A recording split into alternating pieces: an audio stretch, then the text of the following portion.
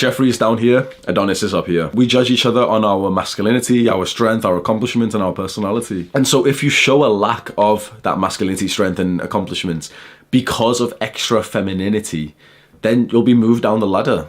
And so you'll get treated worse, you get laughed at more, you get made fun of, the girls will be less interested in you. And that's how it works for most people. Like, most people will judge you negatively the lower in this social hierarchy ladder you are. It takes a very special type of person to like see a level of weakness inside, weakness, or whatever you want to, feminine traits if you want to say, and not judge you for it. That's like a therapist, for example. This is a test that a lot of men are failing because of this idea of like, we haven't been brought up by strong masculine fathers. We've been brought up by women who have told us, okay, masculinity bad, femininity good. Express your emotions and stop playing, stop being rough and tumble, stop like fighting your brother and stuff, and go sit there and like be feminine. Sit there in like in the education system for 18 years and act in and learn in a feminine way. It's like a test to see which men are weak enough to fall for it, to show their feminine side. Those men are put in the friend zone. And being more feminine literally makes you unneeded. If you want to be in a relationship, if you want to date, or if you want to even just sleep with a girl, you literally become unneeded the more feminine you are, because she's feminine. Like, she has a pussy, she doesn't want another one for her boyfriend. We heard like men should show their feminine side, and we believed it. Men cry.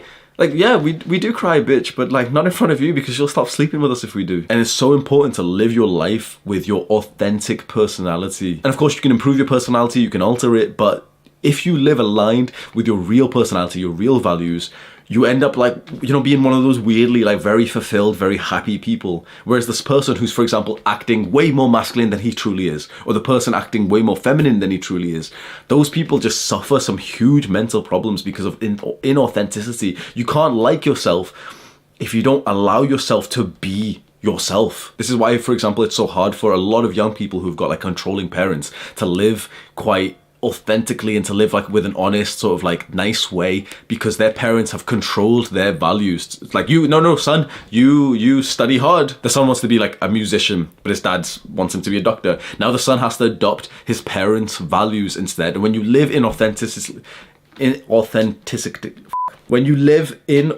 someone say it for me. Sam, you say it, bro. Sam isn't really editing this video, but inauthenticity? It's really worth to give this some intention. Like, who are you really? How masculine are you really? And don't be a little spurg, bro. Don't be like, yes, Hamza, I'm very masculine, please like me. No, like, it's okay to not be ultra masculine. Like, it's okay to have the feminine traits. I wish that someone told me this when I was younger. Like, I've always had way more feminine traits than like the average guy. I've been way more empathetic than the average.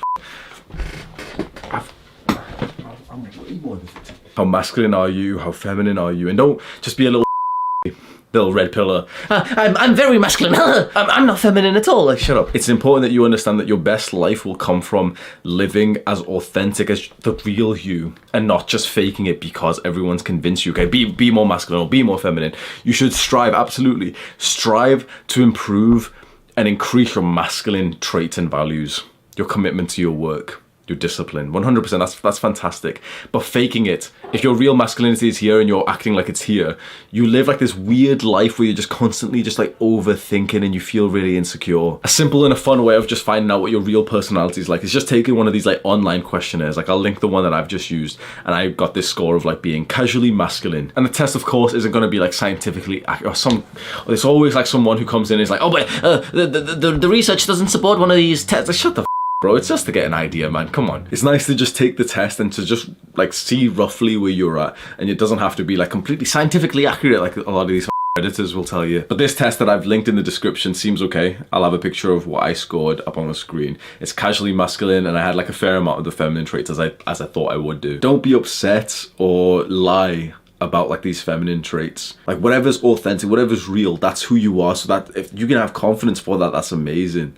Just don't add on extra feminine traits because women are telling you to, because it's just a test and you're literally just failing that test by saying, oh, I'll listen to you instead of my real personality, and then you're ugly, then you're just faking it. When you live aligned to your real personality, your real traits, and you figure out your values, you just glide through life in such a nice, like, peaceful, fulfilling way.